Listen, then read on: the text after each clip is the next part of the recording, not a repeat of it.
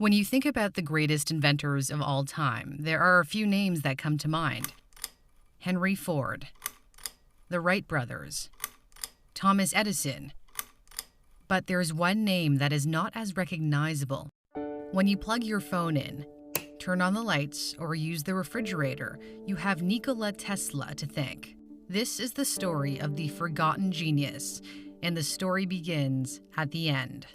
On January 7, 1943, a maid working at the New Yorker Hotel walked into room 3327, where she found the body of an 86-year-old man who called the hotel home for the past decade. Tesla died alone and broke. He lived off a diet of warm milk and crackers and was obsessed with feeding the pigeons outside.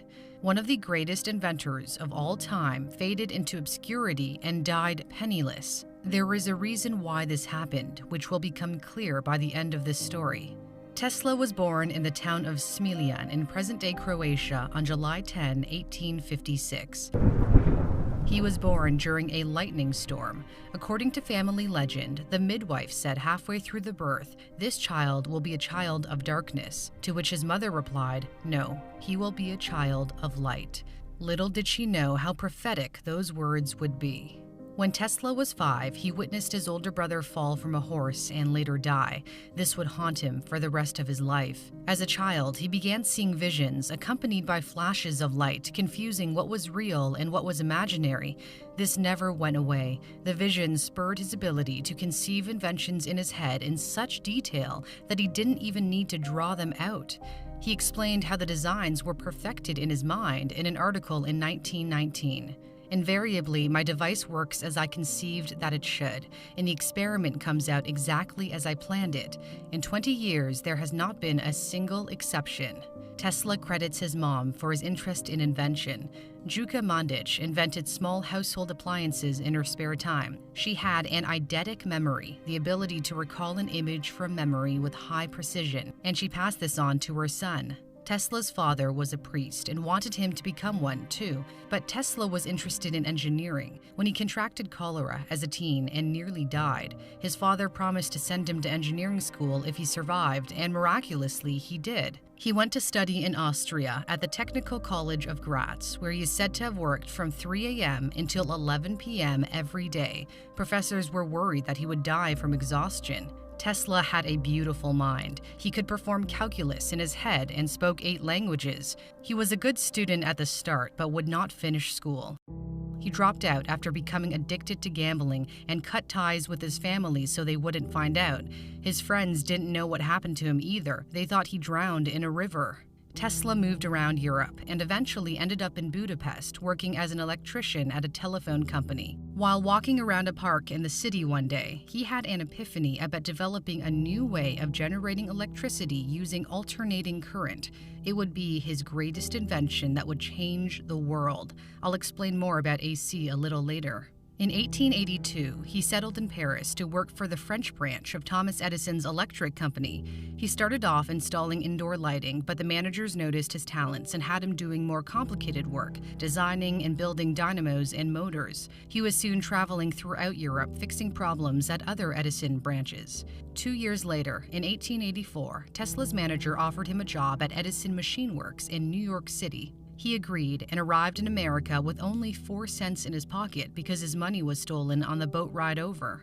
Tesla initially had a good impression of Edison. Edison was also impressed by Tesla, later saying, "I have had many hardworking assistants, but you take the cake." This mutual admiration didn't last. They would become bitter rivals. The two men disagreed over how electricity should be contained and delivered. Edison preferred direct current, which is a system where the electric charge only flows in one direction. Tesla was a fan of alternating current, in which the electric charge changes direction periodically. Changing directions is crucial to maintaining a steady supply of electricity because it does not overpower outlets. This means it can provide more power and transmit power over longer distances. It's the reason AC powers our homes and other large appliances, whereas DC powers smaller items like flashlights. But Edison didn't care about AC because it could have hurt the sales of direct current since he owned all the patents for DC. According to Tesla, a manager at Edison's company offered him a $50,000 bonus if he could improve some machines that ran on DC. When he did, the manager refused to pay up. Another account of the story has Edison telling Tesla, "You don't understand our American humor." Regardless of how it played out, Tesla quit and set off to form his own electric company the following year in 1885. But his investors showed little interest and decided to take the company and all of Tesla's patents, which they could do because Tesla had assigned the patents to the company in exchange for stock, which was now worthless. After losing his company, Tesla had to take a job digging ditches for $2 a day just to survive. But his fortunes would change. In 1887, Tesla invented an induction motor that ran on alternating current. The motor was the most efficient way to convert electricity to mechanical power. A version of it powers Tesla's vehicles, which took its name from the inventor. He patented the motor and showed it off the following year at the American Institute of Electrical Engineers. That caught the attention of George Westinghouse, a major player in the electric market who realized Tesla's AC motor might just be what he needed to complete his alternating current system and compete against Edison's DC system. So Tesla licensed the patents for the AC motor to Westinghouse for $60,000 and also received stock and royalties. Westinghouse hired him as a consultant for $2,000 a month, which is the equivalent of over $50,000 a month today. The War of the Currents began. Edison tried hard to try to discredit Westinghouse and Tesla. He secretly financed the electric chair that used alternating current to prove how dangerous AC was. Edison's company also publicly tortured animals to prove its point. In 1903, they electrocuted a circus elephant named Topsy and produced a film about it called Electrocuting an Elephant. Despite Edison's schemes, good things were happening for Westinghouse and Tesla. They underbid Edison and his newly formed company, General Electric, to illuminate the world's Columbian Exposition in Chicago in 1893. The first all-electric fair celebrated the 400th anniversary of Christopher Columbus's discovery of America. It was clear to the 27 million people who attended that AC would power the future. Their success continued when they beat out Edison's General Electric again to build the world's first alternating current power plant in Niagara Falls. The hydroelectric power station was a massive success and helped light up Buffalo, New York.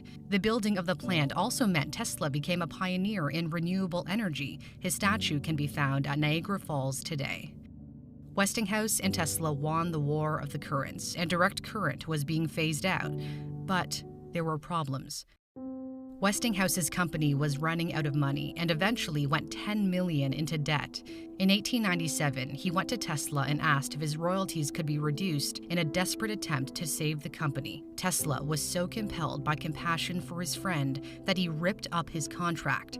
He was grateful to Westinghouse for believing in him when no one else would. Tesla willingly walked away from $12 million in royalties, which in today's terms would be worth over $300 million. Had he held onto those royalties over time, he would have likely become the wealthiest person on the planet and the first person with $1 billion net worth. That act of compassion for his friend, of tearing up his contract, saved Westinghouse. In return, Westinghouse paid Tesla $216,000 for the rights to use his AC patents forever. This is the equivalent of about $6 million today. With that money, Tesla became financially independent and set up a series of laboratories in New York for new projects, where he was visited by the rich and famous, including his close friend and one of the greatest American writers of all time, Mark Twain.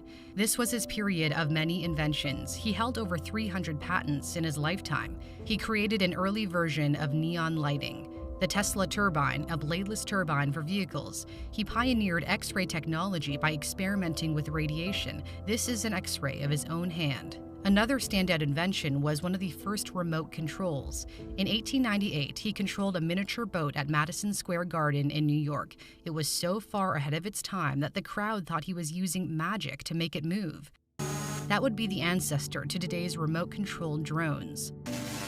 One of his most well-known inventions is the Tesla coil, a device that can produce large amounts of high-voltage electricity. Because of the coils, he discovered he could send and receive powerful radio signals when they resonated at the same frequency. Tesla was getting ready to broadcast his first radio signal, but disaster struck. A fire destroyed his lab in 1895. He lost years of research and equipment. Tesla didn't apply for a patent for the radio until 2 years later. The fire would be the turning point in his life that led to a downhill spiral. At the same time that he was working on radio, an Italian entrepreneur, Guglielmo Marconi, was also working on the radio in England. He tried to acquire patent rights in the US, but was turned down because it was too similar to Tesla's. However, things changed when Marconi was able to send the world's first transatlantic radio message in 1901 using 17 of Tesla's patents. Edison then threw his financial support behind Marconi. Tesla had no problem with Marconi's achievements, but in 1904, the U.S. Patent Office suddenly changed its mind and awarded Marconi a patent for the invention of the radio. There has never been a reason given for this decision, but the powerful financial backing Marconi received could explain it. Marconi went on to win the Nobel Prize in Physics in 1911, which was only possible due to Tesla's work. Tesla was furious and sued Marconi. The case dragged on in court for years and was only settled in Tesla's favor after his death. That radio incident negatively impacted the rest of Tesla's career. For example, Tesla was obsessed with bringing wireless communication to the world and built a huge wireless transmission station in Long Island, New York, called Wardenclyffe Tower. He imagined a world where we could send and receive messages wirelessly. He was, again, well ahead of his time. But financial backers did not have enough faith in his project. They pulled out and banked on Marconi's radio invention instead. This left Tesla in financial ruin. He had no choice but to abandon his dream project in 1905 and eventually lost Wardenclyffe Tower to foreclosure. Tesla's mental health deteriorated. He lived his last decade in the New Yorker hotel, beginning in 1933. Westinghouse Corporation hired him as a consultant and paid for his room. He lived rent-free but died in debt. So why did one of the greatest inventors of all time fade into obscurity and die penniless? You could say Tesla was unlucky at times, like when the fire burned down his New York lab. But the main reason is because Tesla was not a capitalist. He made decisions that those with more business acumen would not have made, such as giving up his royalties for the AC motor. He wasn't concerned about money. He was concerned about the pursuit of science for the betterment of humanity. He wanted to change the world, and he did.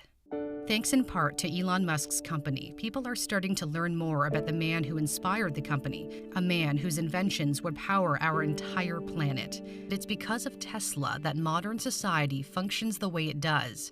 Tesla's mother called him a child of light, and she was quite right. Thanks so much for watching the story of Nikola Tesla. I hope you enjoyed it. I'm Cindy Palm. If you like what you saw, subscribe to my new channel. I also started a Patreon where you can make a monthly contribution, and this will go a really long way toward helping this channel grow.